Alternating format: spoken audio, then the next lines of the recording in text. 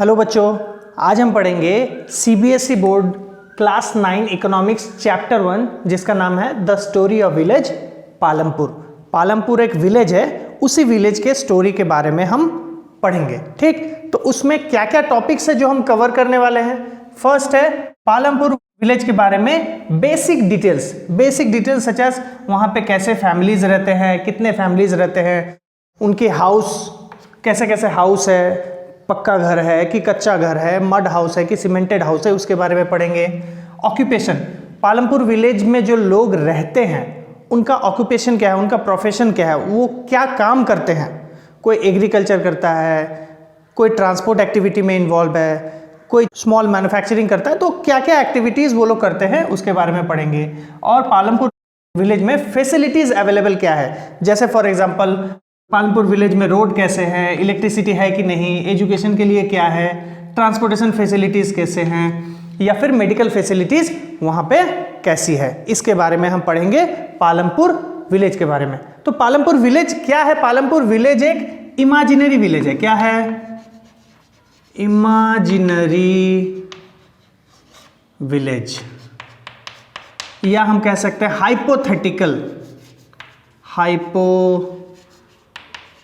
Hypothetical village है। मतलब ऐसा रियलिटी में एग्जिस्ट नहीं करता है, हम एक इमेजिनेशन में एक विलेज क्रिएट किए हैं जिसका नाम हम दिए हैं पालमपुर। ठीक, तो उसके बारे में बेसिक डिटेल्स, ब्रीफ डिटेल हम पढ़ेंगे। और नेक्स्ट है जो हमारे इस चैप्टर का मेन थीम है, वो है ऑर्गेनाइजेशन ऑफ प्रोडक्शन। ये है हमारा सबसे मेन पार्ट।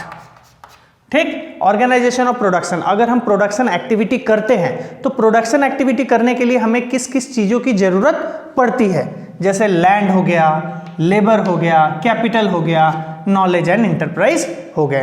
तो किन किन चीज़ों की ज़रूरत पड़ती है जब हम प्रोडक्शन एक्टिविटी करते हैं। हम मान लो कुछ छोटा सा स्मॉल मैन्युफैक्चरिंग करेंगे या एग्रीकल्चर करेंगे, तो उसमें हमें क्या चाहिए? लैंड चाहिए, लेबर चाहिए, कैपिटल चाहिए, नॉलेज एंटरप्राइज चाहिए।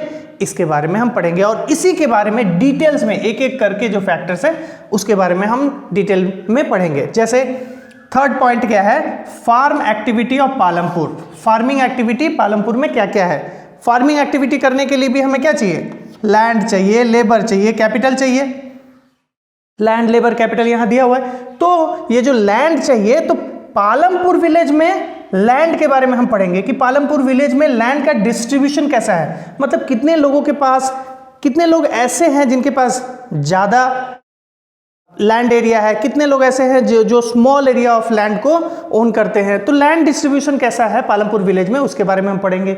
सेकेंड हम पढ़ेंगे फार्मिंग एक्टिविटी है, तो वहाँ पे कौन कौन से क्रॉप उगाए जाते हैं, किन किन चीज़ों का फसल वहाँ पे होता है, उसके बारे में पढ़ेंगे। इरिगेशन फैसिलिटी, इरिगेशन मतलब सिंचाई, पानी की सुविधा, सिंचाई के लिए पानी की सुविधा पालमपुर विलेज में कैसी है। नेक्स्ट हम पढ़ेंगे मॉडर्न फार्मिंग क्या होता है। पालमपुर विलेज में ट्रेडिशनल फार्मिंग होता है या फिर मॉडर्न फार्मिंग होता है, तो मॉडर्न फार्मिंग के बीच में पढ़ेंगे। फिर मॉडर्न फार्मिंग के लिए हमें क्या क्या इक्विपमेंट्स चाहिए, मॉडर्न फार्मिंग के लिए क्या क्या इक्विपमेंट्स हमें चाहिए होगा, इसके बारे में हम पढ़ेंगे। नेक्स्ट हम पढ़ेंगे ग्रीन रिवोल्यूशन। ग्रीन रिवोल्यूशन क्या है, क्या हुआ था इस ग्रीन रिवोल्यूशन में, किन किन फसलों को ग्रीन रिवोल्यूशन में इंक्लूड किया गया था, इससे क्या क्या हमें एडवांटेजेस मिले हैं और क्या क्या इसका डिसएडवांटेजेस रहा है ग्रीन रिवोल्यूशन का। तो इसके बारे में हम पढ़ेंगे, जो कि आता है फैक्टर ऑफ प्रोडक्शन या ऑर्गेनाइजेशन ऑफ प्रोडक्शन का लैंड पार्ट। क्लियर। नेक्स्ट हम पढ़ेंगे लेबर। फार्मिंग एक्टिविटी करने के लिए लेबर की जरूरत पड़ती है, लोग ही तो जाके काम करेंगे ना।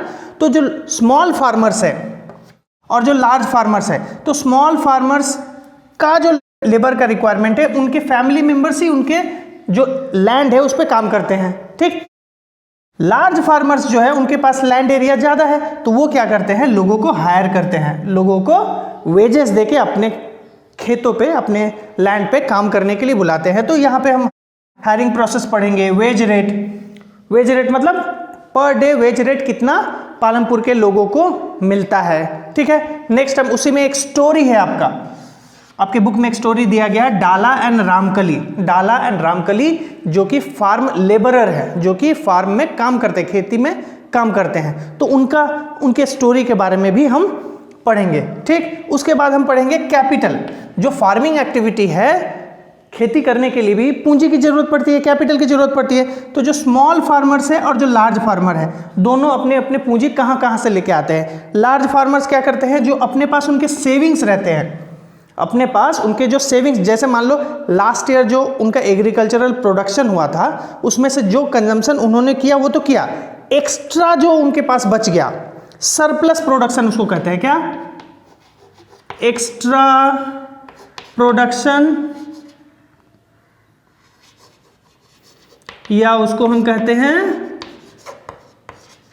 Surplus production. तो सरप्लस प्रोडक्शन को उन्होंने सेल किया। लार्ज फार्मर्स क्या करते हैं, सेल करते हैं, और उससे जो अमाउंट आता है वो पैसा अपने पास रखते हैं या फिर बैंक में रखते हैं, ताकि नेक्स्ट सीजन जब एग्रीकल्चर का आए तो कैपिटल का रिक्वायरमेंट में उन्हें कोई प्रॉब्लम ना हो। तो लार्ज फार्मर मेनली अपने सेविंग से ही अपने फार्म में इन्वेस्ट करते हैं। और स्मॉल फार्मर्स क्या होता है, उनके पास तो स्मॉल पीस ऑफ लैंड रहता है, उनके पास सेविंग वगैरह नहीं रहता है, तो वो क्या करते हैं, लोन लेते हैं। ठीक है, तो लोन कहाँ से लेते हैं, उसका रेट ऑफ इंटरेस्ट क्या है, क्या रहता है, लोन लेना उनके लिए सही डिसीजन होता है कि प्रॉब्लमेटिक होता है, उसके बारे में पढ़ेंगे। आपके बुक में एक स्टोरी दिया गया है, story of Savita and Tejpal. ठीक, तो story of Savita and Tejpal, इसके बारे में भी हम पढ़ेंगे। और लेबर के लिए एक स्टोरी दिया हुआ है, डाला एंड रामकली, उसके बारे में भी हम पढ़ेंगे। नेक्स्ट है non farming activity of Palampur. Palampur में फार्मिंग एक्टिविटीज होता है, फार्मिंग एक्टिविटीज को छोड़ के नॉन फार्मिंग एक्टिविटीज क्या क्या होते हैं उसके बारे में पढ़ेंगे। जैसे कुछ लोग dairy, milk related product, milk को प्रोड्यूस करते हैं और मिल्क को जाके सेल करते हैं। शॉपकीपर्स, कुछ लोग अपने दुकानें, छोटी छोटी स्मॉल दुकानें की हुई हैं, स्मॉल मैन्युफैक्चरिंग करते हैं, या फिर शॉप रखे हैं पालमपुर में, उस शॉप्स में क्या क्या आइटम वो लोग सेल करते हैं, जो कि पालमपुर विलेज में डिमांड है। नेक्स्ट ट्रांसपोर्टेशन, कुछ लोग ऐसे हैं जो ट्रांसपोर्टेशन एक्टिविटीज़ में इन्वॉल्व है। तो ये सारी चीज़ों के बारे में हम पढ़ेंगे, जो कि है एक इमेजिनरी विलेज पालमपुर, उसी विलेज के बारे में हम डिटेल में पढ़ेंगे। चैप्टर का मेन थीम क्या है, ऑर्गेनाइजेशन ऑफ प्रोडक्शन। प्रोडक्शन करने के लिए हमें जो जो चीज़ें चाहिए, land, labour, capital, knowledge and enterprise, इसके पर्सपेक्टिव में हम पालमपुर विलेज में क्या क्या फार्मिंग एक्टिविटी, क्या क्या नॉन फार्मिंग एक्टिविटीज़ होते हैं, उनके बारे में डिटेल्स में हम पढ़ेंगे। इस चैप्टर को पढ़ने के बाद अच्छे से हम टेक्स्ट बुक को भी पढ़ेंगे, उसके बाद जो भी क्वेश्चन आता है हम इजिली कर पाएंगे। ठीक, तो ये आपके कौन सा सब्जेक्ट में है, इकोनॉमिक्स में है। ये कौन सा सब्जेक्ट में है, इकोनॉमिक्स में है। तो हम बेसिक जान लेते हैं कि इकोनॉमिक्स होता क्या है, फिर हम चैप्टर के डिटेल में एक एक करके जाएंगे। ठीक है, तो चैप्टर स्टार्ट करने से पहले हमने आपसे कहा कि इकोनॉमिक्स होता क्या है, उसके बारे में हम थोड़ा जान लेते हैं। जैसे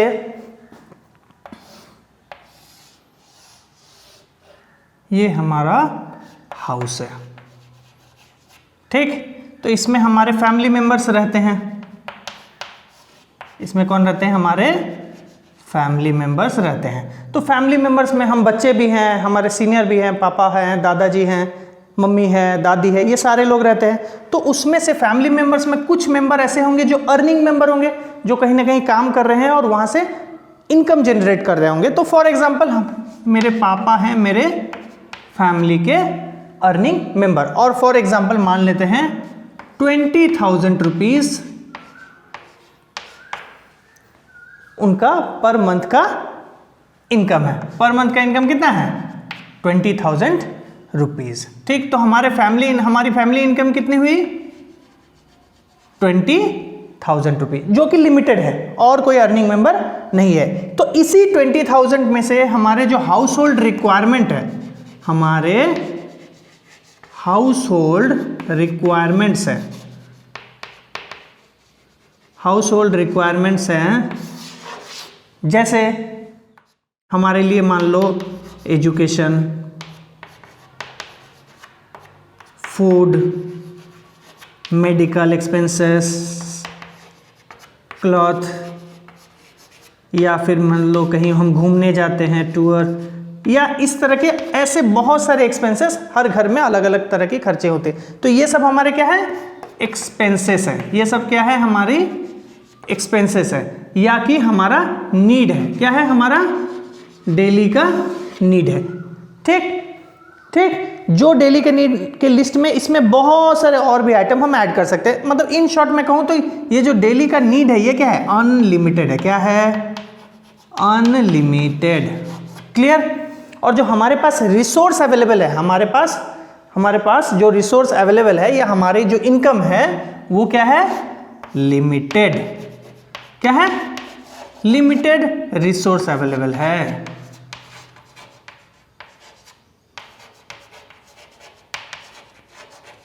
मतलब इसी 20,000 से हम हमारे जितने भी अनलिमिटेड रिक्वायरमेंट्स है या हमारे अनलिमिटेड नीड्स है उसको फुलफिल करना है।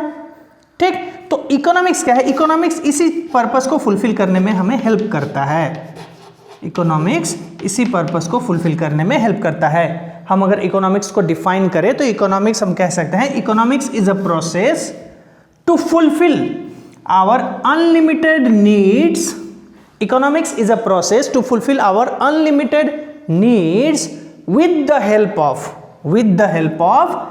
limited resources। क्या बोला, economics is a process of fulfilling unlimited human needs with the help of limited resources। Parallelly अगर लिखना है तो लिख सकते हो, economics is a process of fulfilling unlimited human needs with the help of limited resources. तो economics clear हुआ, बहुत ही इंपॉर्टेंट सब्जेक्ट है। तो अब हम स्टोरी ऑफ विलेज पालमपुर में डिटेल में चलते हैं और टॉपिक नंबर 1 स्टार्ट करते हैं, basic details of village Palampur. तो अब हम जानेंगे कि पालमपुर जो विलेज है उसका बेसिक डिटेल्स। पालमपुर विलेज एक क्या है, इमेजिनरी विलेज है। इसमें कितने फैमिलीज रहते हैं, 450 फैमिलीज। कितने फैमिली रहते हैं, 450 फैमिलीज रहते हैं। तो पालमपुर से 3 किलोमीटर्स के डिस्टेंस में एक बिग विलेज है, मतलब बड़ा विलेज है, जिसका नाम क्या है, रायगंज। और पालमपुर से सट के ही एक नज़दीक में स्मॉल टाउन है, छोटा सा टाउन है जिसका नाम है शाहपुर। तो पालमपुर नज़दीक के बगल में एक बड़ा सा विलेज है जिसका नाम है क्या, रायगंज। और स्मॉल टाउन एक है जिसका डिस्टेंस एग्जैक्टली नहीं दिया हुआ है, लेकिन उस टाउन का नाम क्या है, शाहपुर।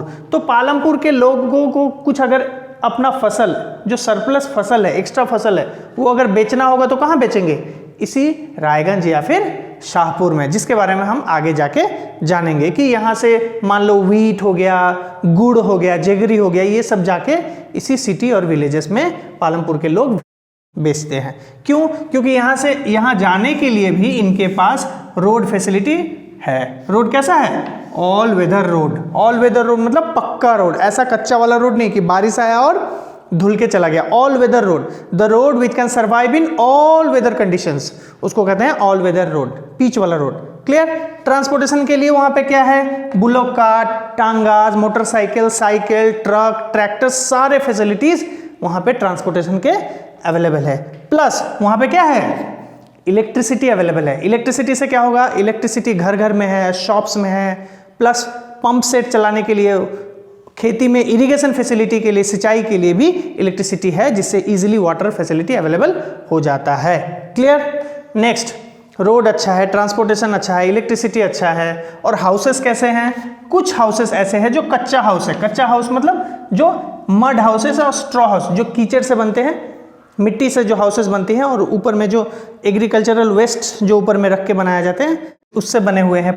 कुछ हाउसेस पक्का हाउसेस हैं। पक्का हाउसेस जो ब्रिक या फिर सीमेंटेड हाउस जो होता है, ईट से जो हाउसेस बनी होती है और सीमेंटेड होती है, उसको पक्का हाउस बोलते हैं। तो हाउसेस यहाँ पे कच्चा हाउस भी है एंड पक्का हाउसेस भी हैं। ठीक, जो वेल टू डू फैमिली से होंगे, जो अच्छे फैमिली से होंगे, उनका हाउस पक्का होगा, और जो गरीब घर होंगे उनका घर मड हाउसेस होंगे, कच्चा हाउस। मेडिकल फैसिलिटीज के लिए क्या है पालमपुर में, मेडिकल फैसिलिटी के लिए 1 प्राइमरी हेल्थ सेंटर है। एक प्राइमरी हेल्थ सेंटर, प्राथमिक चिकित्सा का सुविधा है। मान लो हर विलेज में तो बड़ा हॉस्पिटल हम नहीं बना सकते, तो स्मॉल जो मेडिकल यूनिट होता है उसको हम बोलते हैं प्राइमरी हेल्थ सेंटर। गवर्नमेंट के द्वारा बनाया जाता है, तो उसको हम कहते हैं 1 प्राइमरी हेल्थ सेंटर, जो अवेलेबल है मेडिकल फैसिलिटी के लिए पालमपुर में। प्लस इसके साथ साथ एक प्राइवेट डिस्पेंसरी है। डिस्पेंसरी मतलब दवाखाना, वहाँ पे प्राइवेट है, लेकिन वहाँ पे भी लोग अपने मेडिकल फैसिलिटीज़ के लिए जाते हैं। तो प्राइमरी हेल्थ सेंटर भी है और प्राइवेट डिस्पेंसरी भी है। प्लस एजुकेशन के लिए क्या है, एजुकेशन के लिए पालमपुर में 2 प्राइमरी स्कूल्स है, 2 प्राइमरी स्कूल्स है और 1 हाई स्कूल भी अवेलेबल है। तो देखा जाए इन ब्रीफ कंक्लूजन अगर हम निकाले तो पालमपुर एक अच्छा विलेज है जो जिसमें कि डेवलपमेंट पॉसिबल है, उसमें डेवलपमेंट के सारे सिंबल्स अवेलेबल है। रोड भी पक्का हाउस है, वहाँ की घर भी मड कच्चा पक्का दोनों हाउसेस है, प्राइमरी हेल्थ सेंटर है, प्राइवेट डिस्पेंसरी है, स्कूल्स अवेलेबल है, रोड अच्छा है, ट्रांसपोर्टेशन के लिए सब सुविधाएं हैं, इलेक्ट्रिसिटी है, तो सारी सुविधाएं पालमपुर में अवेलेबल है। ठीक, तो ये विलेज क्या है, विलेज बहुत ही अच्छा विलेज है। ठीक, अब इस विलेज में दो एक्टिविटी होती हैं। मेजॉरिटी जो लोग इस विलेज के रहते हैं वो क्या करते हैं, वो एग्रीकल्चर करते हैं। क्या करते हैं, एग्रीकल्चर एक्टिविटी में इन्वॉल्व है। और कुछ है जो non farm activity, non farming activity में भी इन्वॉल्व है। तो इसके बारे में भी हम डिटेल पढ़ेंगे कि एग्रीकल्चर से जो लोग इन्वॉल्व हैं वो लोग क्या क्या काम करते हैं, उनको क्या किस किस चीज़ों की ज़रूरत पड़ती है उसके बारे में पढ़ेंगे। नॉन फार्मिंग एक्टिविटी क्या क्या होती है उसके बारे में भी पढ़ेंगे। तो इससे नेक्स्ट हमारा टॉपिक है, नेक्स्ट टॉपिक जो पॉइंट नंबर 2 में हमारा था कि फैक्टर्स ऑफ प्रोडक्शन क्या है या ऑर्गेनाइजेशन ऑफ प्रोडक्शन क्या है, कि हम प्रोडक्शन अगर करें चाहे एग्रीकल्चर हो या नॉन फार्मिंग एक्टिविटी हो तो हमें किन किन चीज़ों की ज़रूरत पड़ती है। अभी नेक्स्ट टॉपिक हम वही पढ़ेंगे। तो नेक्स्ट हमारा टॉपिक है ऑर्गेनाइजेशन ऑफ प्रोडक्शन। प्रोडक्शन करने के लिए हमें किन किन चीज़ों की ज़रूरत पड़ती है। ऑर्गेनाइजेशन ऑफ प्रोडक्शन या हम इसे कह सकते हैं factors of production. Factors of production मतलब उत्पादन करने के लिए, प्रोडक्शन करने के लिए हमें किन किन चीज़ों की ज़रूरत पड़ती है। ठीक है, तो मेनली इन 4 चीज़ों की हमें ज़रूरत पड़ती है। फर्स्ट है क्या, लैंड। ठीक, मान लो हम खेती कर रहे हैं तो खेती करने के लिए क्या चाहिए, बेसिक रिक्वायरमेंट जो है वो लैंड है। या फिर मान लो हम स्मॉल, मान लो ये चॉक मैन्युफैक्चर करने वाले हैं तो चॉक मैन्युफैक्चर कहाँ करेंगे, कोई फैक्ट्री में करेंगे, कारखाने में करेंगे, उसके लिए लैंड तो चाहिए ना। तो फर्स्ट प्राइमरी इंपॉर्टेंट फैक्टर है क्या, लैंड। ठीक, तो फैक्टर ऑफ प्रोडक्शन में फर्स्ट फैक्टर क्या है, हमें लैंड की जरूरत पड़ती है। जो लैंड क्या है, फिक्स्ड है। लैंड क्या है, फिक्स्ड है। इंडिया में लैंड क्या फिक्स्ड है, हम लैंड को इंक्रीज नहीं कर सकते। इंडिया में जितना लैंड है उतना ही है। ठीक, ठीक है। और लैंड क्या है, स्केयर है, अवेलेबल इन लिमिटेड क्वांटिटी। क्या बोला, available in limited quantity, fixed quantity. ज्यादा लैंड हम क्रिएट नहीं कर सकते हैं। ठीक, तो जो अवेलेबल लैंड है उसी को हमें क्या करना होगा, उसी को हमें बार बार यूज करके, मल्टीपल टाइम्स यूज करके हमें प्रोडक्शन निकालना पड़ेगा। क्लियर, तो लैंड हो गया first factor of production. Second क्या है, लेबर। लैंड तो हमें मिल गया, अभी क्या, कौन काम करेगा। अगर एग्रीकल्चर भी कर रहे हैं तो उस लैंड पे कोई ना कोई काम करने वाला है, लेबर करने वाला है। या फैक्ट्री में तो उसमें तो मजदूर काम करेंगे तब तो प्रोडक्शन होगा। तो नेक्स्ट फैक्टर क्या है, लेबर।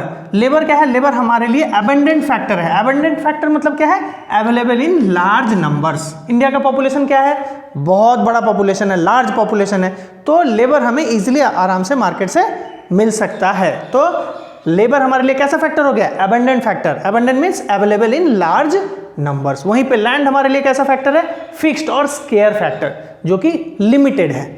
क्लियर, नेक्स्ट टॉपिक है कैपिटल। अभी लैंड हमें मिल गया, लेबर हमें मिल गया, अभी नेक्स्ट क्या, पूंजी चाहिए, कैपिटल चाहिए। ठीक, कैपिटल, ताकि हम उसमें इन्वेस्ट कर सकें।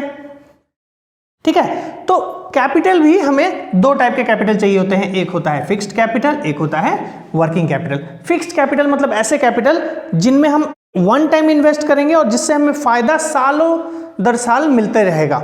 वर्किंग कैपिटल क्या है, डे टू डे एक्सपेंसेस को मीट करने के लिए जो हमें कैपिटल चाहिए उसको कहते हैं वर्किंग कैपिटल। अभी फिक्स्ड कैपिटल में क्या आएगा, जैसे टूल्स हो गया, मशीनरी हो गया, बिल्डिंग्स हो गया। मान लो एग्रीकल्चर आप कर रहे हो तो एग्रीकल्चरल टूल्स जो होते हैं खेती करने के लिए, ठीक, या जो मशीनरीज हो गया या फैक्ट्री में जो बिल्डिंग्स हो गया, उसमें हम वन टाइम इन्वेस्ट करते हैं और जिसका फायदा 5 साल 10 साल मतलब हमें नंबर ऑफ ईयर्स तक उसका बेनिफिट हमें मिलता है, उसे कहते हैं हम फिक्स्ड कैपिटल। और दूसरा क्या है, वर्किंग कैपिटल। वर्किंग कैपिटल मतलब इसमें क्या आएगा, रॉ मटेरियल एंड मनी। ठीक है, वर्किंग कैपिटल को अगर हम डिफाइन करें तो हम क्या कह सकते हैं, to operate day to day activities, to fulfil our day to day expenses और requirement we need raw material and money. जिसमें हम एक बार रॉ मटेरियल को एक बार यूज करेंगे तो फिर हम उसको दूसरा टाइम सेकेंड टाइम यूज कर सकते हैं क्या? नहीं कर सकते हैं। तो working capital one time use होता है and fixed capital can be use for many years. Clear? तो कैपिटल भी हमें दो तरह के होते हैं, एक फिक्स्ड कैपिटल, दूसरा है वर्किंग कैपिटल। फिक्स्ड कैपिटल में tools, machinery and building, working capital में रॉ मटेरियल एंड मनी आएगा। क्लियर? इससे जो भी क्वेश्चन आएगा आप लिख सकते हो, फिक्स्ड कैपिटल क्या है, वर्किंग कैपिटल क्या है, लिख सकते हो। नेक्स्ट पॉइंट है नॉलेज एंड एंटरप्राइज। आपके पास सारे रिसोर्सेज अवेलेबल है, लैंड भी है, लोग काम करने वाले भी हैं, कैपिटल भी है, लेकिन मेन चीज क्या है? नॉलेज, आपका ऑर्गेनाइजिंग स्किल, जिसको आप यूज करके ये लैंड को, लेबर को, कैपिटल को, तीनों को एक साथ ला के आप क्या कर सकते हो? आप इन्वॉल्व करके प्रोडक्शन एक्टिविटी कर सकते हो। ठीक है? नॉलेज एंड एंटरप्राइज का डेफिनेशन अगर बोला जाए तो क्या होगा? To be able to put together all these resources, land resources, labor resources and capital resources and produce output. What we need? We need knowledge and enterprise. ठीक है? तो फैक्टर्स ऑफ प्रोडक्शन या फिर ऑर्गेनाइजेशन ऑफ प्रोडक्शन में हमने 4 points को पढ़ा। First factor of production है लैंड, जो कि फिक्स्ड है और स्केयर है, उसको हम मल्टीपल टाइम्स यूज कर सकते हैं, लेकिन लैंड एरिया को हम इंक्रीज नहीं कर सकते। नेक्स्ट है लेबर, लेबर जो कि एबंडेंट फैक्टर है, अवेलेबल इन लार्ज क्वांटिटी, जो कि हमें मार्केट से इजीली मिल सकता है। नेक्स्ट है कैपिटल, कैपिटल को बाइफरकेट किए fixed capital and working capital में। फिक्स्ड कैपिटल क्या है? टूल्स, मशीनरी एंड बिल्डिंग, मतलब ये ऐसे कैपिटल है जिसमें if you invest in one time we can use it for many years. And working capital क्या है? To incur our day to day expenses we need working capital, जिसमें example है raw material and money. And ये सब resource को एक साथ ला के प्रोडक्शन के लिए काम करने के लिए हमें क्या चाहिए? Knowledge and enterprise. तो ये भी one of the important factor है। अभी नेक्स्ट हम क्या पढ़ेंगे? इन्हीं तीनों फैक्टर के बारे में डिटेल में पढ़ेंगे। पालमपुर में मेनली क्या होता है? मेनली एग्रीकल्चर होता है। तो एग्रीकल्चर लैंड के पर्सपेक्टिव से हम पढ़ेंगे कि लैंड एग्रीकल्चर में कैसे हेल्प करता है, कितने लैंड है पालमपुर में, उस लैंड में क्रॉप क्या क्या उगाए जाते हैं, उस लैंड में इरिगेशन फैसिलिटी है कि नहीं। तो लैंड के पर्सपेक्टिव से एग्रीकल्चर को ध्यान में रखते हुए पालमपुर का पूरा डिटेल हम पढ़ेंगे। फिर पालमपुर में जो एग्रीकल्चरल एक्टिविटी होते हैं उसमें लेबर कहाँ से आते हैं, कौन लेबर सप्लाई करते हैं, कौन लोग काम करते हैं खेतों में, किन के खेतों में काम किया जाता है, फिर उनका वेज रेट क्या होता है, इन सब के बारे में पढ़ेंगे। नेक्स्ट है क्या? एग्रीकल्चर करने के लिए भी हमें कैपिटल की जरूरत पड़ती है, फिक्स्ड कैपिटल हो, वर्किंग कैपिटल हो। तो एग्रीकल्चर करने के लिए पालमपुर विलेज में कैपिटल लोगों को कहाँ से मिलता है? ठीक, उनके पास अपने सेविंग से वो लोग कैपिटल इन्वेस्ट करते हैं या फिर वो लोन लेते हैं, कहाँ से उनका कैपिटल रिक्वायरमेंट फुलफिल होता है, ये सब एक एक डिटेल को हम अच्छे से पढ़ेंगे। तो हम फर्स्ट पढ़ेंगे farming activity of Palampur. Farming कौन सा एक्टिविटी पढ़ेंगे? एग्रीकल्चरल एक्टिविटी या फिर फार्मिंग एक्टिविटी ऑफ पालमपुर, जिसमें लैंड का क्या कंट्रीब्यूशन है, लैंड के पर्सपेक्टिव से हम पढ़ेंगे। क्लियर? तो अब हमारा टॉपिक है कि फार्मिंग इन पालमपुर। पालमपुर में क्या है? फार्मिंग एक्टिविटीज भी होते हैं और नॉन फार्मिंग एक्टिविटीज भी होते हैं। तो फार्मिंग एक्टिविटी मतलब एग्रीकल्चरल एक्टिविटीज में कितने लोग इन्वॉल्व है? तो कितने परसेंट पॉपुलेशन का इन्वॉल्व है? 75% population of the Palampur are engaged in the farming activity. मतलब मेन काम जो है पालमपुर के लोगों का वो क्या है? फार्मिंग करना, एग्रीकल्चर करना। ठीक है? तो एग्रीकल्चर किस पे होगा? एग्रीकल्चर के लिए हमें लैंड चाहिए, हमने फैक्टर ऑफ प्रोडक्शन में देखा है। तो लैंड का डिस्ट्रीब्यूशन क्या है, मतलब किन लोगों के पास कितने कितने लैंड है जो वो होल्ड करके रखे हैं, उनके पास लैंड का एसेट्स है। तो टोटल फैमिलीज कितने हैं पालमपुर में? 450 फैमिलीज पालमपुर में हैं। तो 450 फैमिलीज में जो 150 फैमिलीज है वो लैंडलेस है, जिनके पास क्या है? कोई भी लैंड नहीं है, नो लैंड। तो जिसके पास लैंड नहीं है 150 फैमिलीज के पास, वो क्या करेंगे? वो दूसरे के पास, जिसके पास लैंड है वहां पे जाके काम करेंगे, दूसरे के खेतों में जाके काम करेंगे, या फिर जो नॉन फार्मिंग एक्टिविटीज है उसमें इन्वॉल्व रहेंगे, क्योंकि एग्रीकल्चर के लिए तो इनके पास लैंड नहीं है, कुछ तो कुछ काम करना पड़ेगा। तो वो क्या करेंगे? या तो दूसरे के खेतों में जाके काम करेंगे या फिर नॉन फार्मिंग एक्टिविटीज में इन्वॉल्व होंगे। ठीक है? तो 150 फैमिलीज के पास कैसा है? लैंडलेस है वो लोग, उनके पास कोई भी लैंड नहीं है। क्लियर? नेक्स्ट 240 फैमिलीज, मतलब मेजॉरिटी ऑफ फैमिलीज के पास क्या है? स्मॉल प्लॉट है, छोटा प्लॉट है। ठीक है? Less than 2 hectare of land है। कितना है?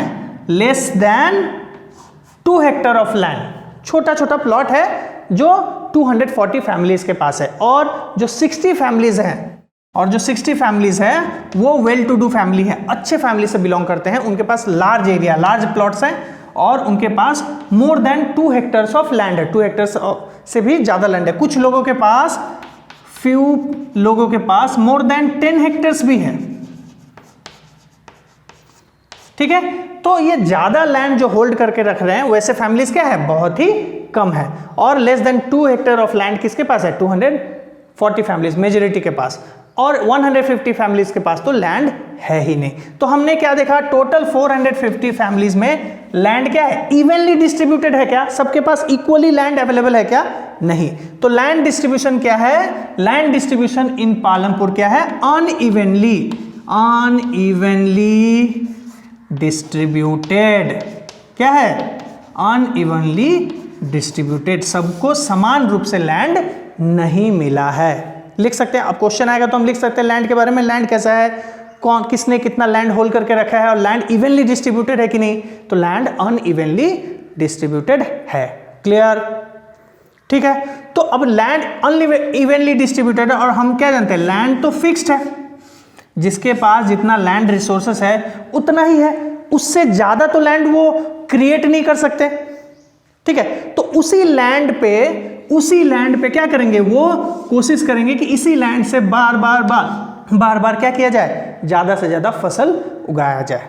मतलब वन टाइम क्रॉपिंग ना करके मल्टीपल क्रॉपिंग मैं कर सकूं, मतलब थ्रू आउट द ईयर एक ही लैंड से मल्टीपल क्रॉपिंग, मतलब एक से ज्यादा क्रॉप हम उपजा सके, ठीक है। अब हम देखेंगे कि पालमपुर में जो फार्मिंग एक्टिविटी होती है, जो एग्रीकल्चरल एक्टिविटी है, उसमें क्या क्या मेजरली क्रॉप उगाए जाते हैं। तो क्रॉप्स क्या क्या है पालमपुर में, तो 3 सीजन है, first, second and third. First season है रेनी सीजन, रेनी सीजन बारिश का सीजन, उसको हम खरीफ क्रॉप, खरीफ सीजन भी कहते हैं। उसमें जो फसल लगता है उसको क्या बोलते हैं, खरीफ क्रॉप। खरीफ क्रॉप में ज्वार हो गया, बाजरा हो गया, इन सब चीज़ों को लगाया जाता है और उगाया जाता है। ये ज्वार बाजरा क्या होता है, मेनली एनिमल का फूड होता है, मेनली एनिमल का फूड होता है, ये स्टेपल फूड होता है, इंफीरियर क्वालिटी के फूड होते हैं, ठीक।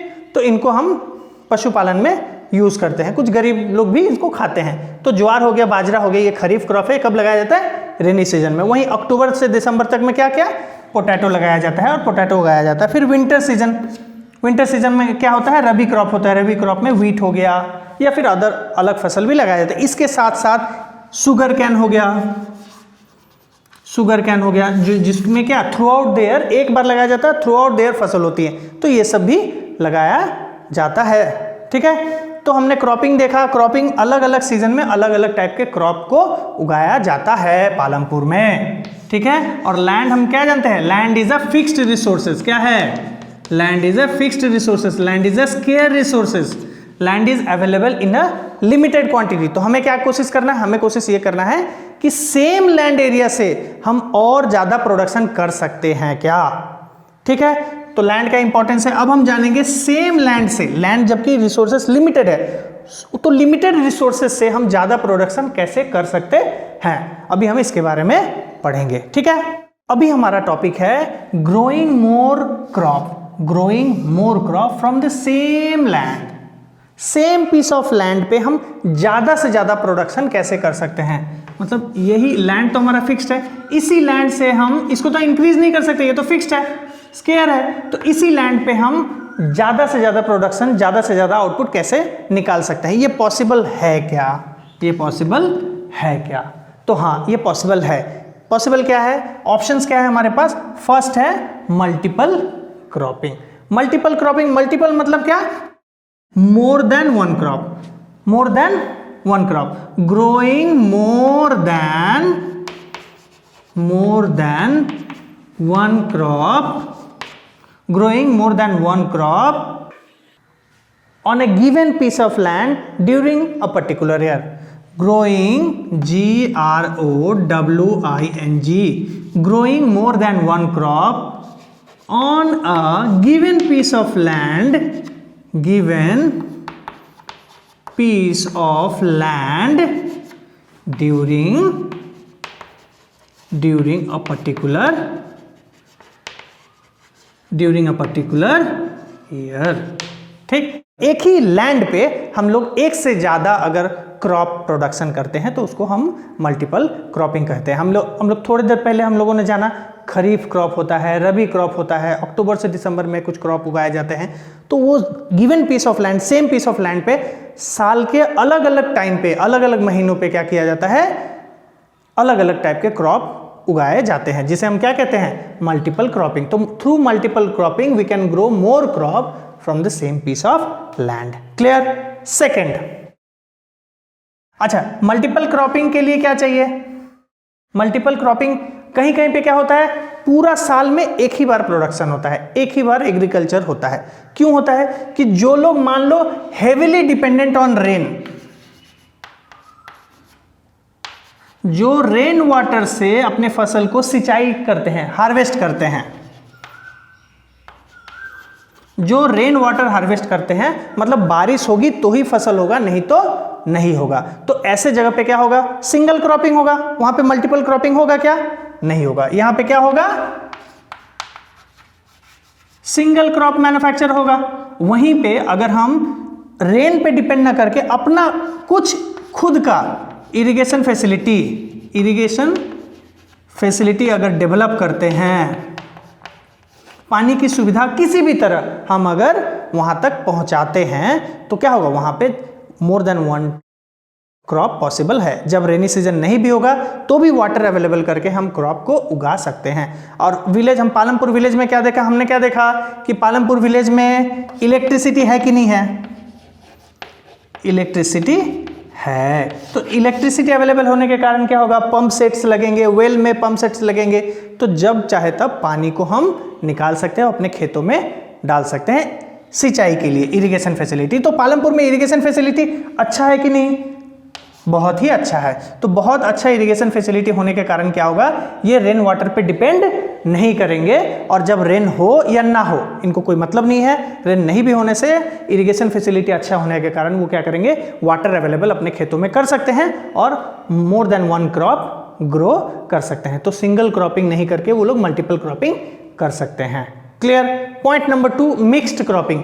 मिक्स्ड क्रॉपिंग क्या होता है, मान लो ये एक गिवन पीस ऑफ लैंड है, ठीक है, तो इस लैंड पे ही इस साइड मान लो व्हीट लगा दिया, ठीक है, इस साइड क्या लगा दिया, व्हीट लगा दिया, और इस साइड कोई दूसरा फसल लगा दिया, ठीक है, मान लो दाल हो गया या फिर सरसों हो गया, ठीक है, या फिर और कोई क्रॉप हो जो हम लैंड के एक पार्ट में मेन क्रॉपिंग करते हैं और साइड में दूसरा कोई खेती कर सकते हैं।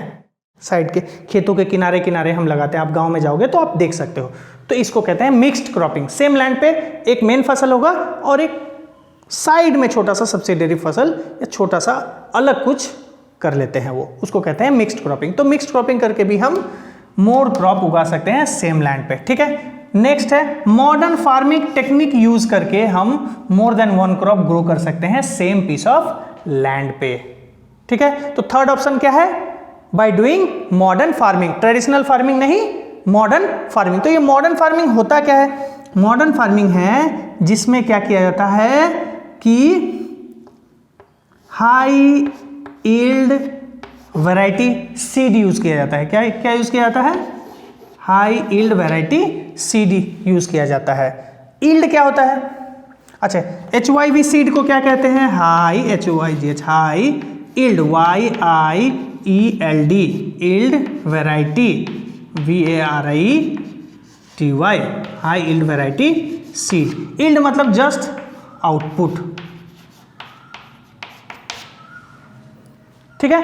High yield variety, high output variety seed use किया जाता है। यील्ड मतलब क्या, आउटपुट या प्रोडक्शन जो हमें मिलता है उसे हम कहते हैं यील्ड, ठीक है। तो कैसा हम सीड यूज करेंगे मॉडर्न फार्मिंग के लिए, high yield variety seed use करेंगे। ट्रेडिशनल फार्मिंग में जो सीड से जितना फसल आता था, मान लो एक 1 एकड़ का लैंड है, उसमें हमने ट्रेडिशनल सीड यूज किया, लो यील्ड वैरायटी सीड यूज किया, तो उसमें मान लो 100 kg ऑफ राइस आता है। तो अगर हाई यील्ड वैरायटी करेंगे तो उससे ज्यादा 500 kg ऑफ राइस आएगा, मतलब ज्यादा आएगा, ठीक है। तो हम कैसा सीड यूज करेंगे मॉडर्न फार्मिंग में, high yield variety seed use करेंगे, ठीक। नेक्स्ट हम क्या करेंगे, एग्रीकल्चरल का एडवांस इक्विपमेंट यूज करेंगे, एडवांस इक्विपमेंट यूज करेंगे। जैसे मान लो जब हमें मिट्टी को खोद के निकालना है या सोइंग करना है, उस समय हम ट्रैक्टर का यूज करेंगे, ठीक है। हार्वेस्टिंग के लिए उसमें थ्रेशर का यूज करेंगे, ठीक। नेक्स्ट हम और इसमें क्या यूज कर सकते हैं, पेस्टिसाइड, इंसेक्टिसाइड, ये सब यूज करेंगे। इसके साथ साथ इरिगेशन,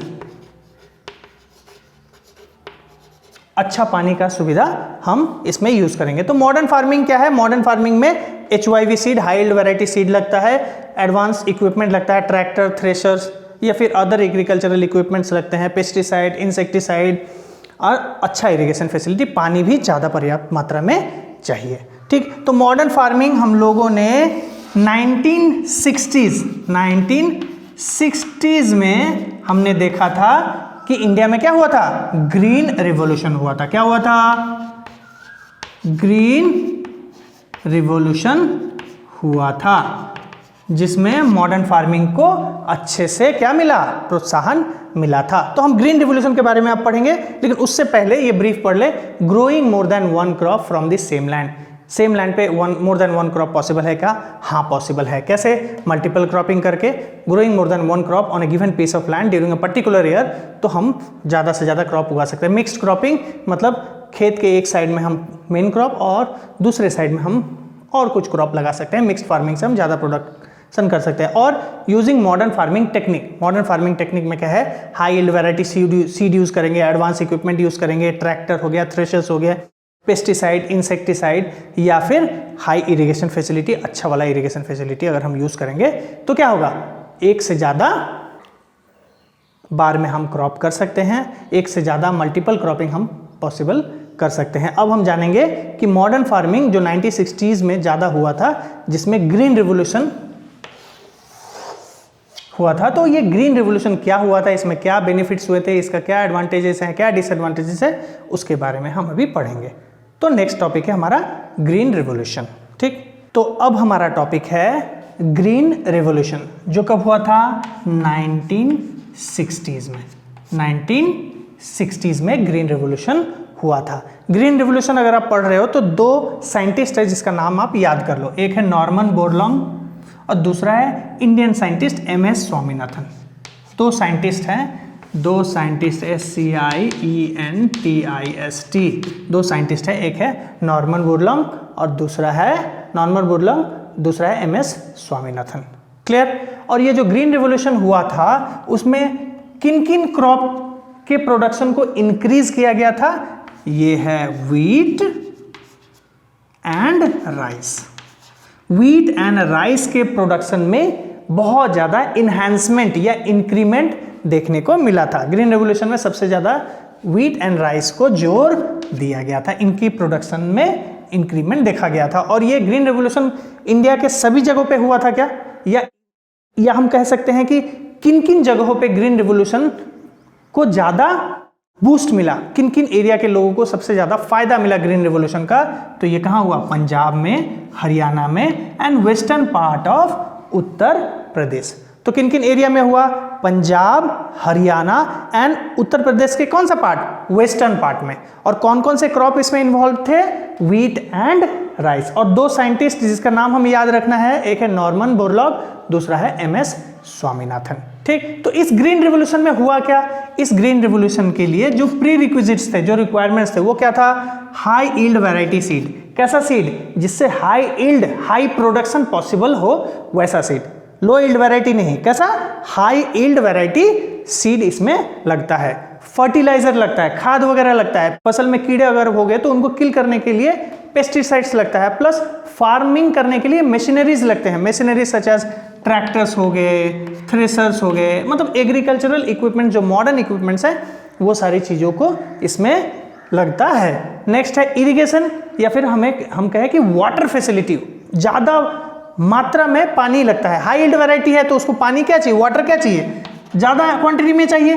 तो इरिगेशन फैसिलिटी भी कैसा होना है, स्ट्रॉन्ग होना है, डैम बना के, पंप सेट्स बना के, कैनल बना के with the help of electricity इसमें थ्रू आउट देयर जब भी रिक्वायरमेंट हो पानी की सुविधा को उपलब्ध करवाया जाना चाहिए, तभी ग्रीन रिवोल्यूशन हो सकता है। तो ग्रीन रिवोल्यूशन में क्या क्या देखे, high variety seed, fertilizers, use of pesticides, farm machinery, tractor, threshers etcetera and strong irrigation facility या water facility with the help of dam, pump sets, canals and electricity के थ्रू ये possible हो सकता है। पानी जब चाहे तब अवेलेबल हो सकता है। रेन वाटर के ऊपर भरोसा करेंगे तो ग्रीन रिवोल्यूशन नहीं होता। ठीक, अभी ग्रीन रिवोल्यूशन से हमें फायदा क्या हुआ? अभी दो क्रॉप है हमारे पास, एक है व्हीट, एक है राइस। तो ग्रीन रिवोल्यूशन में देखा गया जो व्हीट का प्रोडक्शन था वो पर हेक्टर पहले कैसा था? Before the green revolution 1300 KG per hectare. एक हेक्टर ऑफ लैंड में कितना केजी व्हीट आता था पहले? 1300 केजी। आफ्टर ग्रीन रिवोल्यूशन, जब ग्रीन रिवोल्यूशन को अप्लाई किया गया, मतलब इन सारी चीजों को अप्लाई किया गया, तो प्रोडक्शन कितना इंक्रीज हो गया? प्रोडक्शन क्या हो गया? इंक्रीज हो गया। 1300 पर हेक्टर से हो गया 3200 केजी पर हेक्टर व्हीट का प्रोडक्शन। तो हम यहां देख रहे हैं 1300 केजी से कितना हो गया? Direct 3200 KG. मतलब क्या? आउटपुट इंक्रीज हुआ, आउटपुट में इनहैंसमेंट हुआ, इंक्रीमेंट हुआ। तो ग्रीन रिवोल्यूशन से फायदा हुआ कि नहीं? 100% फायदा हुआ। इससे इंडिया क्या हुआ? फूड में सेल्फ सफिशिएंट कंट्री बन गया। अब भूखमरी से लोग मरेंगे नहीं।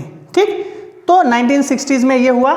तो ग्रीन रिवोल्यूशन उस समय क्या था? हमारे लिए मास्टर स्ट्रोक था। अब तो कोई भी चीज अगर नया आता है तो एडवांटेज के साथ साथ डिसएडवांटेजेस भी लेके आता है। तो ग्रीन रिवोल्यूशन से एडवांटेज हमें क्या मिला? एडवांटेज मिला कि प्रोडक्शन क्या हुआ? प्रोडक्शन इंक्रीज हो गया, जो कि हम इजिली यहां से समझ सकते हैं। 1300 केजी से 3200 केजी पर hectare of land production increase हो गया। अब इसका डिसएडवांटेजेस क्या हुआ? ग्रीन रिवोल्यूशन में क्या हुआ? हम over use of natural resources करने लगे, लैंड को ज्यादा से ज्यादा यूज करने लगे, पानी को ज्यादा से ज्यादा यूज करने लगे, पेस्टिसाइड, इंसेक्टिसाइड, खाद वगैरह हम लोग ज्यादा से ज्यादा यूज करने लगे। तो हम नेचुरल रिसोर्सेज को क्या करने लगे? ज्यादा से ज्यादा यूज करने लगे, जिससे कारण क्या हुआ? जो सॉइल का फर्टिलिटी है, उत्पादक क्षमता है, वो क्या हो गया? सॉइल फर्टिलिटी हमें लॉस करना पड़ा। सॉइल फैसिलिटी क्या हो, सॉइल का फर्टिलिटी क्या हो गया? उर्वरक क्षमता क्या हो गया? कम हो गया। ठीक है, ज्यादा ओवर यूज, ज्यादा पानी यूज करोगे, ज्यादा फर्टिलाइजर, इंसेक्टिसाइड, सब चीज ज्यादा यूज करोगे तो सॉइल फर्टिलिटी क्या होगा?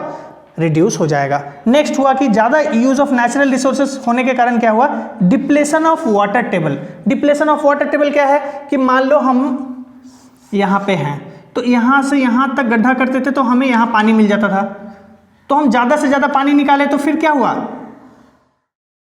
फिर यहां तक गड्ढा किए तो हमें पानी मिला, फिर यहां तक गड्ढा किए तो हमें पानी मिला, फिर यहां तक गड्ढा किए तो मतलब क्या हो रहा है? साल दर साल वाटर टेबल क्या हो रहा है? नीचे आता जा रहा है। वाटर टेबल क्या हो रहा है? नीचे आता जा रहा है। मतलब कम गड्ढे में ही पानी निकल जाता था, हम उसको यूज करते गए। और ग्राउंड वाटर क्या? टाइमली रिचार्ज होना है। बारिश के वाटर से ग्राउंड वाटर रिचार्ज करना, तब तो पानी आएगा, वहां जादू से तो पानी आएगा नहीं। तो हम heavy use of natural resources करने के कारण, वाटर को ज्यादा कंजम्पशन करने के कारण, क्योंकि वाटर भी हेवी चाहिए यहाँ पे, तो ज्यादा वाटर रिसोर्सेज यूज करने के कारण क्या हुआ? वाटर का जो टेबल है ग्राउंड में वो क्या हुआ?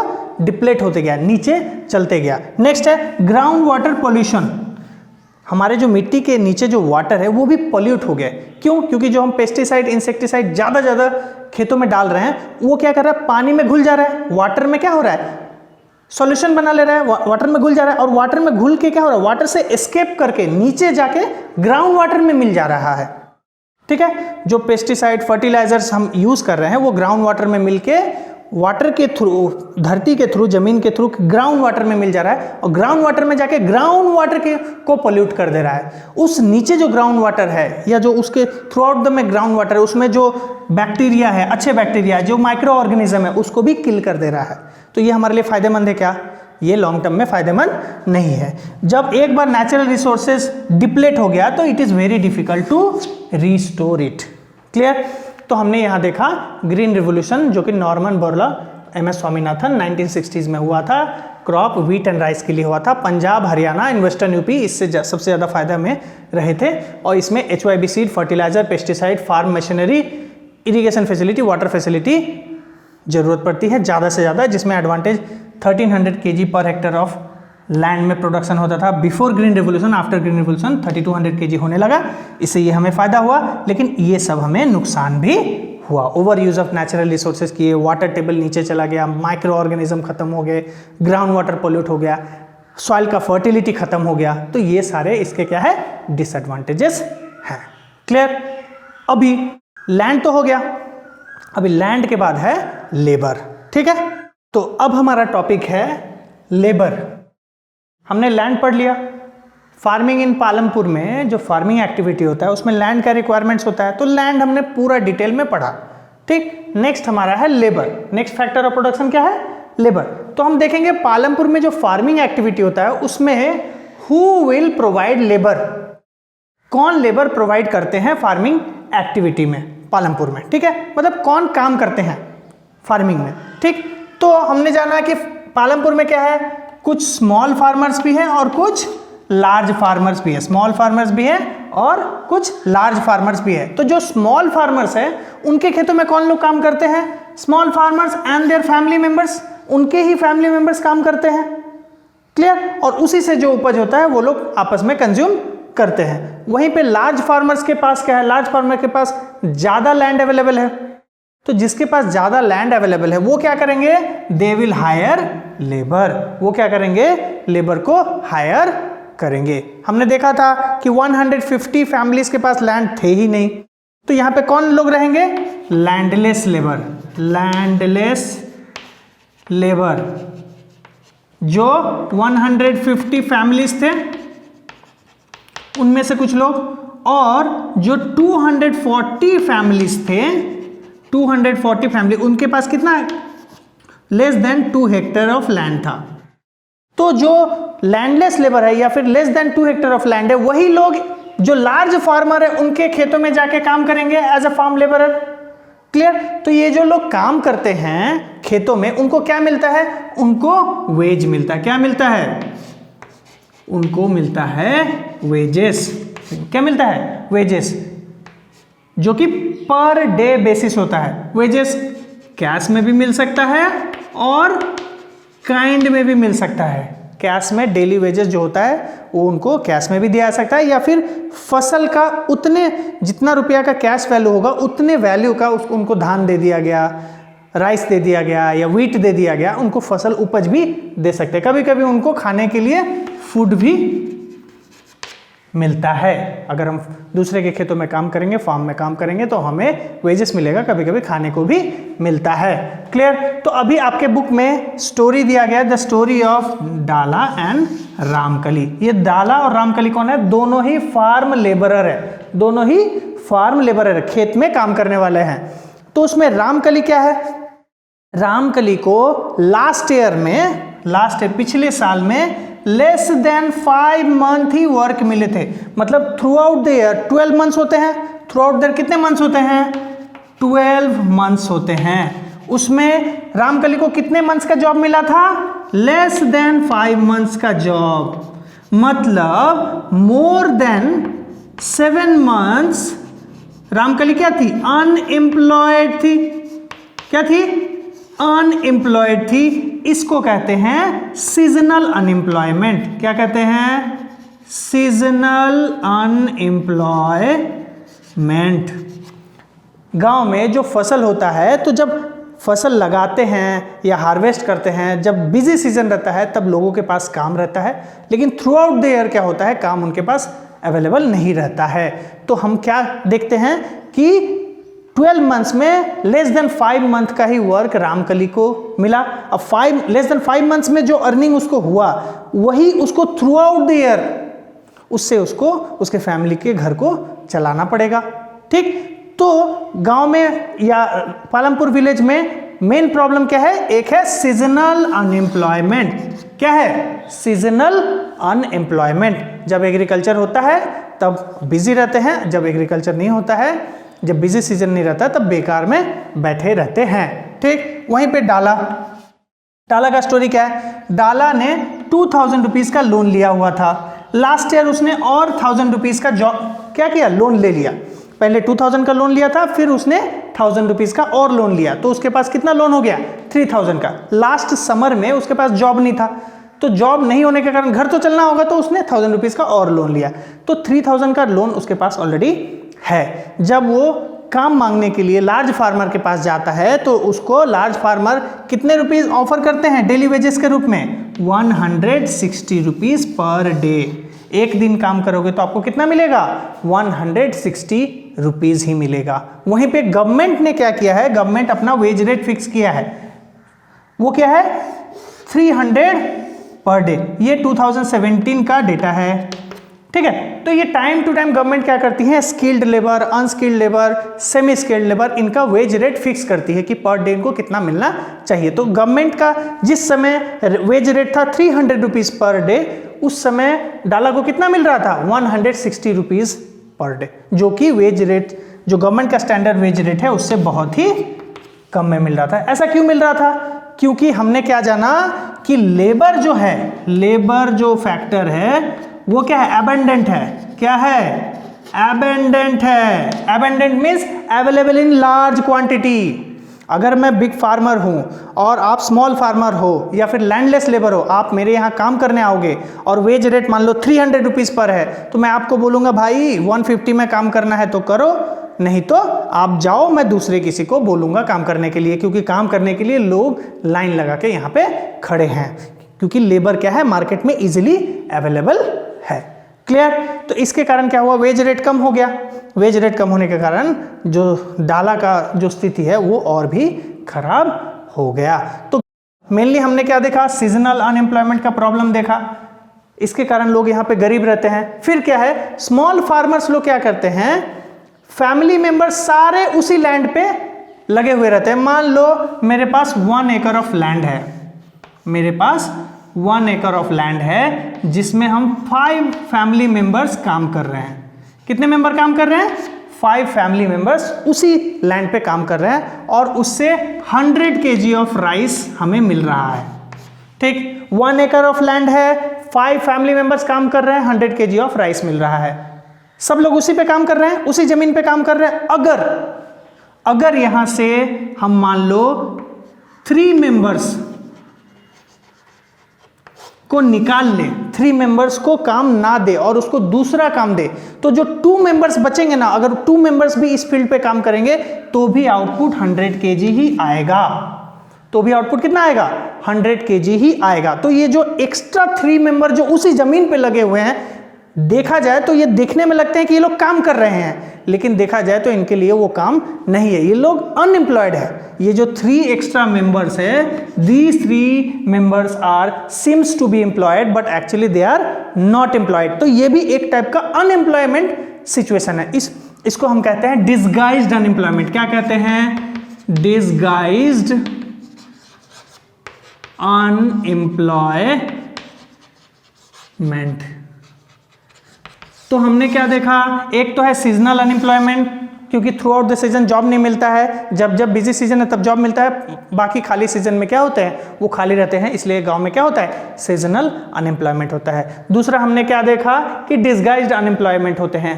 एक ही फैमिली के 5 मेंबर एक ही जमीन पे लगे हुए हैं, वहां पे एक्चुअली में 2 मेंबर का रिक्वायरमेंट है, 3 मेंबर्स को हम एक्सक्लूड करके और कहीं पे अगर काम पे लगाएं या वो लोग अदर एक्टिविटी में इन्वॉल्व हो तो वहां से भी कुछ अर्निंग आ सकता है। तो यहाँ पे these 3 extra persons are seems to be employed, हमें दिखते हैं employed है but they are not employed. This is the case of disguised unemployment. लिख सकते हैं हम अभी क्वेश्चन आने से।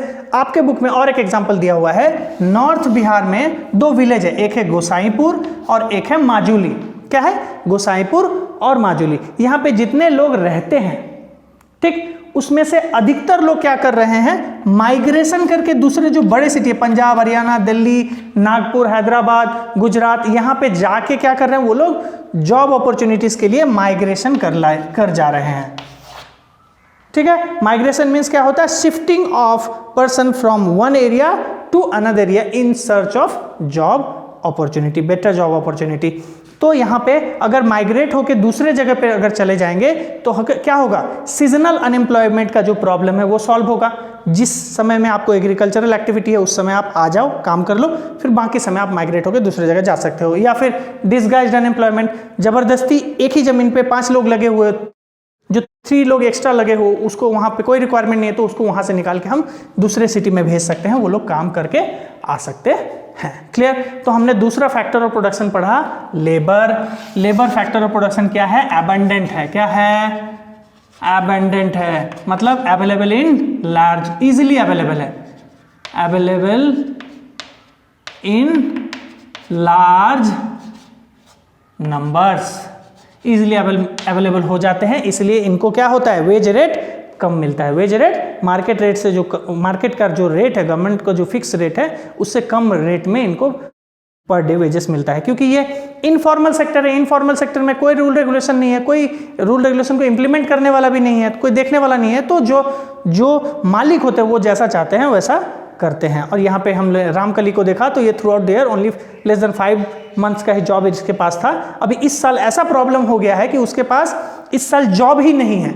इस साल क्या हुआ है, जिसके वहाँ काम कर रहा था वो modern agricultural equipments, tractor, thresher, harvester सब खरीद के लेके आ गया है, तो उसको मैन पावर कटिंग करना है, तो इस साल उसको खेतों में काम करने के लिए जगह भी नहीं मिलेगा। तो इस साल वो प्लान कर रही है कि ब्रिक मेकिंग यूनिट जो कि रायगंज में है, जहाँ पे ब्रिक बनता है, वहाँ पे जाके जॉब वो करेगी। तो हमने रामकली और डाला का स्टोरी पढ़ा, हमने वेज रेट जाना, हमने जाना वेजेस में कैश काइंड ऑफ फूड भी मिलता है कभी कभी, और यहाँ पे लार्ज फार्मर्स ही हायर करते हैं लोगों को, जिसमें जो लैंडलेस लेबर है या फिर less than 2 hectare of land है, 150 या 240 फैमिली मेम्बर्स, वो लोग ही जाके रिच फैमिलीज या लार्ज फार्मर्स के वहाँ पे काम करते हैं। अभी हमारा नेक्स्ट टॉपिक है, लैंड हो गया, लेबर हो गया, नेक्स्ट है हमारा कैपिटल। नेक्स्ट क्या है हमारा?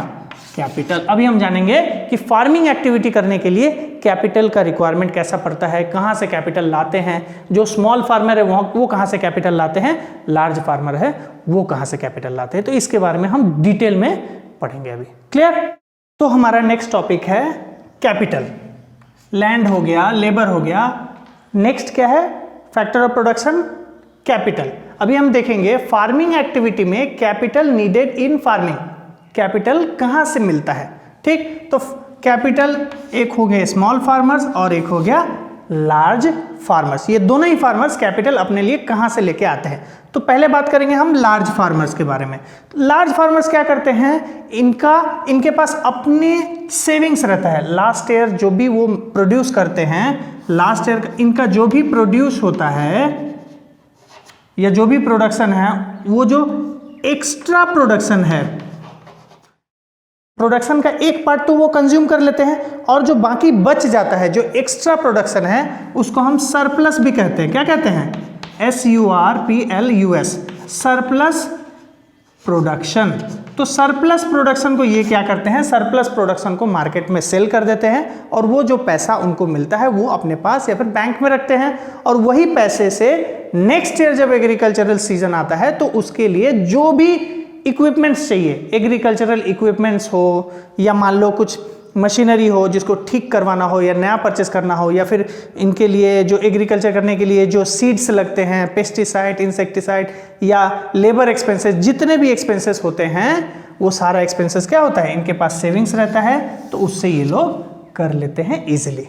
ठीक, नेक्स्ट है वहीं पे स्मॉल फार्मर। स्मॉल फार्मर्स के पास क्या है, अपना कोई सेविंग इनके पास रहता नहीं है। इनके पास जो भी फसल उत्पादन होते हैं वो ये खुद ही कंज्यूम कर लेते हैं, ज़्यादा पैसा इनके पास बचता नहीं है, या फिर थोड़ा बहुत जो एक्स्ट्रा या सरप्लस उत्पादन होता है वो सेल करके जो पैसा आता है उसको फिर नेक्स्ट ईयर जब कल्टीवेशन होगा फिर जो इन्वेस्टमेंट लगेगा वो सफिशिएंट नहीं रहता है। तो ये क्या करते हैं, पैसे को बोरो करते हैं, कैपिटल को बोरो करते हैं। किससे? मनी लेंडर से। जो पैसे उधार पे देते हैं उनसे ये लोग बोरो करते हैं। मनी लेंडर्स मतलब जिनको ये जानते पहचानते हैं। मान लो कोई स्मॉल फार्मर है जो कोई लार्ज फार्मर को जानता हो तो उससे वो लोन ले सकता है, पैसे बोरो कर सकता है। या फिर मान लो कोई एग्रीकल्चरल इक्विपमेंट सेल करता है, उनसे ये कुछ पैसे ले सकते हैं। मान लो कोई पेस्टिसाइड सेल कर रहा है या कोई सीड सेल कर रहा है, बिजनेसमैन है, तो उससे भी ये लोग लोन ले लेते हैं। तो ऐसे ही इन शॉर्ट मनी लेंडर से ये लोग पैसे लोन पे या बोरो पे लाते हैं, और इनका जो लोन का रेट ऑफ इंटरेस्ट रहता है वो क्या रहता है, हाई रहता है। नॉर्मल जो बैंक का रेट ऑफ इंटरेस्ट 6 to 8%, 10% रहता है, वैसा नहीं, इनका रेट ऑफ इंटरेस्ट बहुत ही हाई रहता है। तो हाई रहने के कारण क्या होता है, ये इन्वेस्ट तो कर देते हैं लेकिन उससे जो उपज होती है लोन टाइमली चुका नहीं पाते हैं। ठीक है, अब उसको हम एक स्टोरी की तरह जानेंगे। स्टोरी आपके बुक में दिया हुआ है, story of Savita and Tejpal. ठीक, तो सविता स्मॉल फार्मर है और वहीं पे तेजपाल है लार्ज फार्मर। तो सविता ने क्या किया, यहाँ पे लोन लिया है 3000 रुपीज़ का। सविता ने अपना कैलकुलेशन किया, कैलकुलेशन करके वो देखा, सविता ने देखा कि मुझे 3000 वर्किंग कैपिटल का रिक्वायरमेंट होगा थ्रू आउट दी कल्टिवेशन। तो 3000 उसने लोन किससे लिया, तेजपाल से लिया। और उसको कब तक वापस करना है, 4 मंथ्स में उसको वापस करना है। उस पर रेट ऑफ इंटरेस्ट तेजपाल ने कितना लगाया, 24%। सोचो, इमेजिनेशन से बाहर है, 24% है रेट ऑफ इंटरेस्ट। ये पता नहीं सविता कहाँ से चुकाएगी। और ये तो अग्रीमेंट साइन एग्री तो हुई है सविता कि 3000 में ले रही हूँ, 4 मंथ्स में वापस करूंगी, रेट ऑफ इंटरेस्ट 24% दूंगी। इसके अलावा एडिशनल उससे और राजी करवाया कि agree to work on Tejpal's field. Tejpal का जो लैंड है, जब फसल कटेगा तो उस लैंड पे भी सविता को क्या करना पड़ेगा, काम करना पड़ेगा। मतलब 24% इंटरेस्ट रेट भी देना है, 4 मंथ्स में चुकाना है, प्लस उसके लैंड पे भी उसको काम करना पड़ेगा। और उस लैंड पे जो वो काम करेगी, मार्केट रेट चाहे जो भी रहे, उसको पर डे कितना मिलेगा, ओनली 100 रुपीज़। अभी हमने थोड़ा देर पहले क्या देखा, अभी हमने देखा कि गवर्नमेंट रेट है कितना, 300 रुपीज़ पर डे। वहीं पे डाला को कितना मिल रहा था, 160 रुपीज़ पर डे। यहाँ पे सविता को कितना मिल रहा है, 100 रुपीज़ पर डे। जो एक्चुअल वेज रेट है उनमें उनको पैसे नहीं मिलते हैं। तो हमने यहाँ पे देखा capital needed in farming. Farming में कैपिटल कहाँ से आता है, लार्ज फार्मर मेनली अपने ओन सेविंग से इन्वेस्ट करते हैं एग्रीकल्चर में, वहीं पे स्मॉल फार्मर्स बोरो करते हैं मनी फ्रॉम मनी लेंडर्स। ठीक है, वहीं पे हम लोग story of Savita and Tejpal का हमने जाना। अब हम जानेंगे non farming activities of the village Palampur. अभी तक हमने farming activities of the Palampur को हमने अच्छे से जाना। फार्मिंग एक्टिविटीज में हमने जाना लैंड के बारे में, लेबर के बारे में और कैपिटल के बारे में। लैंड, लेबर एंड कैपिटल, तीनों के पर्सपेक्टिव से, तीनों के रिस्पेक्ट से हमने जाना फार्मिंग एक्टिविटी में किस क्या क्या कंट्रीब्यूशन है। लैंड में हमने जाना लैंड डिस्ट्रीब्यूशन, सबके पास कितना कितना लैंड है। लेबर में जाना कौन लेबर प्रोवाइड करता है। कैपिटल में जाना कैपिटल कहाँ से हम लोग लेके आते हैं फार्मिंग एक्टिविटी में पालमपुर विलेज में। अभी हम नेक्स्ट पढ़ेंगे फार्मिंग एक्टिविटी में कितने पॉपुलेशन इन्वॉल्व है, मोर देन 75% पॉपुलेशन। तो बाकी पॉपुलेशन क्या करती है उसके बारे में हम जानेंगे। बाकी पॉपुलेशन क्या करती है, नॉन फार्मिंग एक्टिविटी, एग्रीकल्चर को छोड़ के और भी कुछ काम है उसमें वो लोग इन्वॉल्व है। अभी हम लोग उसके बारे में जानेंगे। ये हमारा लास्ट टॉपिक है।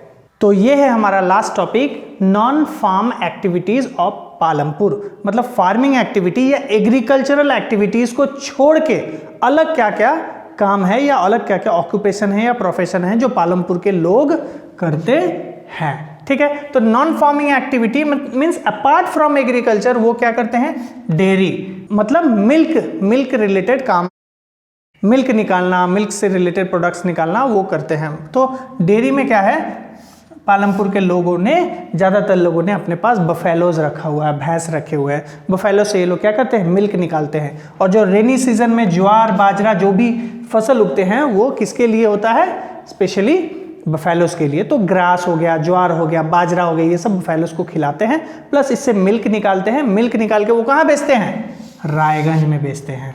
कहाँ बेचते हैं, रायगंज में। हम देखते हैं 3 किलोमीटर दूर रायगंज थी, वहाँ जाके बेचते हैं। और वहाँ पे मिल्क कलेक्शन सेंटर्स भी लगे हुए हैं कि वहाँ से आप मिल्क कलेक्शन कर सकते हो या फिर आप डायरेक्टली जाके वहाँ भी बेच सकते हो, क्योंकि ट्रांसपोर्टेशन भी यहाँ का बहुत अच्छा है।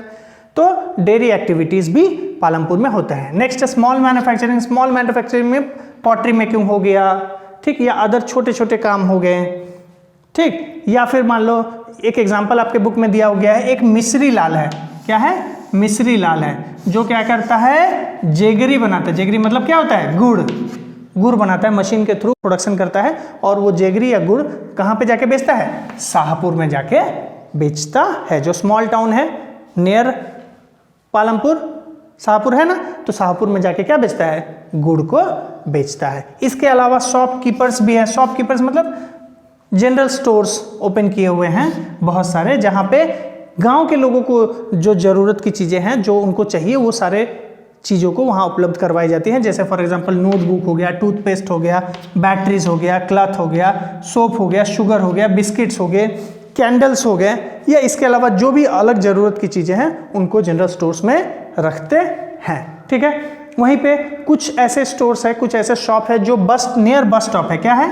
Near bus stop. तो नियर बस स्टॉप में वहाँ पे लोग उतरते हैं, आते हैं, जाते हैं, तो वहाँ पे ईटेबल्स मिलता है, EATABLS, ईटेबल्स। ईटेबल्स मतलब खाने की चीज़ें। खाने की चीज़ें आप गांव में आपको क्या मिलता है? समोसे, आलू चॉप, या फिर इस तरह के जितने सारे मिठाइयाँ, ये सारे खाने को मिलता है, चाट, ये सारी चीज़ें वहाँ पे उपलब्ध करवाई जाती है। वहीं पे शॉपकीपिंग में एक करीम है।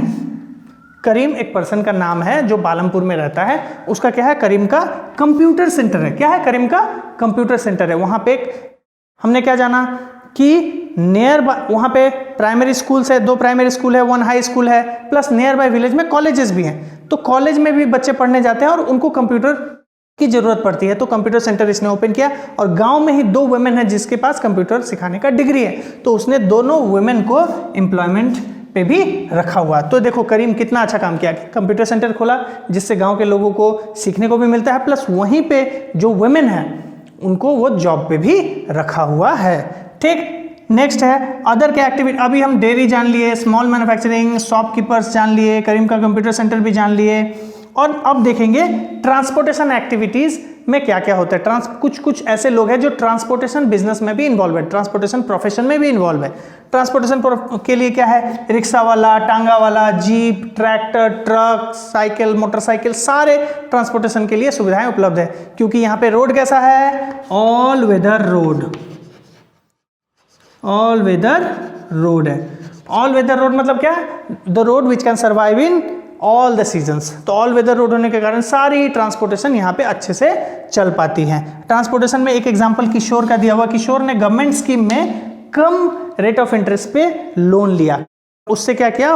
वो एक बफेलो खरीदा और एक कार्ट खरीदा जिसमें बफेलो को हम यूज करके ट्रांसपोर्टेशन कर सकते हैं। तो वो क्या करता है? बफेलो से मिल्क भी निकालता है, प्लस बफेलो को ट्रांसपोर्टेशन में यूज भी करता है, और टाइम टू टाइम जैसा काम मिले वैसा काम, जैसे गंगा किनारे चला जाता है, वहाँ से क्ले लेके आ जाता है, कीचड़ लेके आ जाता है, वो क्ले को पॉटरी मेकिंग में काम आता है, तो पॉटरी मेकिंग वाले को ट्रांसपोर्टेशन में हेल्प करता है। नेक्स्ट जेगरी या गुड़ को दूसरे गांव में जिसको बेचने जाना है तो ये गुड़ को भी लेके जाके सेल करता है, मतलब ट्रांसपोर्टेशन में अच्छा खासा अर्निंग करता है। जैसे पहले अर्निंग करता था उसके कंपेयर में इस साल जब से वो ट्रांसपोर्टेशन एक्टिविटी में आया तब से अच्छा खासा अर्निंग करने लगा। तो हमने देखा फार्मिंग एक्टिविटीज के साथ साथ नॉन फार्मिंग एक्टिविटीज भी होते हैं, जैसे डेयरी हो गया, स्मॉल मैन्युफैक्चरिंग हो गया, शॉपकीपिंग हो गया, ट्रांसपोर्टेशन एक्टिविटीज हो गया। ये सारे एक्टिविटीज क्या होता है? पालमपुर विलेज में होता है। तो हमने अब जाना, इन शॉर्ट ब्रीफ में हम कंक्लूड करेंगे। तो पालमपुर एक इमेजिनरी विलेज है जहाँ पे मेजॉरिटी लोग 75% लोग क्या करते हैं? खेती करते हैं। और खेती करने के लिए यहाँ पे टोटल फैमिलीज 450 फैमिलीज रहते हैं, लेकिन सबके पास लैंड इक्वली डिस्ट्रीब्यूटेड नहीं है। किसी के पास कम लैंड है तो किसी के पास ज़्यादा लैंड है। तो लैंड, अब उसी लैंड में उसको खेती करना है तो उसी लैंड से ज़्यादा खेती कैसे कर सकते हैं? मल्टीपल क्रॉपिंग करके कर सकते हैं, मिक्स्ड क्रॉपिंग करके कर सकते हैं, या फिर मॉडर्न फार्मिंग टेक्निक यूज़ करके कर सकते हैं। हमने इसको पढ़ा। फिर लैंड के बाद हमने लेबर के बारे में पढ़ा। लेबर यहाँ पे कहाँ से मिलते हैं? तो लेबर के लिए क्या है, कौन लेबर खेतों में काम करते हैं? तो जो स्मॉल फार्मर्स है या फिर लैंडलेस लेबर है जिसके पास लैंड नहीं, वो लोग क्या करते हैं? जो लार्ज फार्मर्स है उसके वहाँ पे काम करते हैं, और उसको काम करने के बदले में क्या मिलता है? वेजेस मिलता है। लेकिन कभी कभी ऐसा होता है कि ज़्यादा लेबर अवेलेबल होने के कारण लैंड के स्केयर रिसोर्सेस है, लेबर क्या है? अबंडेंट रिसोर्सेज है, ज़्यादा मात्रा में अवेलेबल है, तो आप काम नहीं करोगे तो किसी और के थ्रू भी काम करवाया जा सकता है। तो गवर्नमेंट का जो वेज रेट था 300 रुपीज़, डाला को 300 से कम 160 रुपीज़ में ही काम करना पड़ता था। और वो उसमें भी प्रॉब्लम ये था कि थ्रू आउट देयर लोगों को काम नहीं मिलता था। गांव में सीजनल अनएम्प्लॉयमेंट होते थे, डिसगाइज्ड अनएम्प्लॉयमेंट होते थे। और नॉर्थ बिहार में हमने क्या देखा कि वहाँ के लोग माइग्रेट होकर दूसरे जगह पे काम करने के लिए इन सर्च ऑफ अ जॉब वो लोग जा रहे हैं। फिर हमने देखा कि कैपिटल रिक्वायरमेंट क्या है, कैपिटल लोगों को कहाँ से मिलता है? तो फार्मिंग एक्टिविटी में कैपिटल, जो लार्ज फार्मर है उनके पास लास्ट ईयर जो एक्स्ट्रा प्रोड्यूस हुए हैं, जो सरप्लस प्रोड्यूस, उसको सेल करके जो पैसे मिले हैं उनको वो इस ईयर री इन्वेस्ट करता है एग्रीकल्चर पर्पस के लिए। वहीं पे स्मॉल फार्मर्स क्या करते हैं? जो मनी लेंडर से उससे पैसा लेते हैं, जिसका रेट ऑफ इंटरेस्ट बहुत ही हाई रहता है। हमने सविता और तेजपाल का एग्जांपल दिया, उसमें 3000 रुपीज़ उसने लोन लिया होता है, 24% उसका इंटरेस्ट होता है और 4 मंथ्स में पेमेंट करना होता है। इसके साथ साथ सविता को तेजपाल के लैंड में, जब उसका हार्वेस्ट होगा, उसके लैंड में भी काम करना पड़ेगा और उसका वेज रेट भी 100 रुपीज़ ही पर डे होगा। सोचो कितना टफ कंडीशन में उनको टफ कंडीशन में उसको काम करना पड़ता है। उसके अलावा हमने लैंड देख लिया, लेबर देख लिया, कैपिटल देख लिया। अब हमने लास्ट में देखा non farming activities of Palampur क्या है। ठीक, अब चैप्टर में जहां से भी क्वेश्चन आए आप आराम से लिख सकते हो। चैप्टर के कॉन्सेप्ट को हमने समझा, एक्सरसाइज के क्वेश्चन आंसर को सॉल्व करने का ट्राई करो। अगर कहीं पे रुकते हो तो हमें कमेंट कर सकते हो, या फिर आपको अगर क्वेश्चन आंसर्स चाहिए तो हमारा मोबाइल एप्लीकेशन है LRNR, ये प्ले स्टोर में अवेलेबल है। आप इसे LRNR एप्लीकेशन को डाउनलोड कर सकते हो। आपको पूरा डिटेल में नोट्स और क्वेश्चन आंसर्स मिल जाएंगे। कुछ भी डाउट हो तो आप कमेंट में पूछ सकते हो। ऑल द बेस्ट, पढ़ाई करते रहो।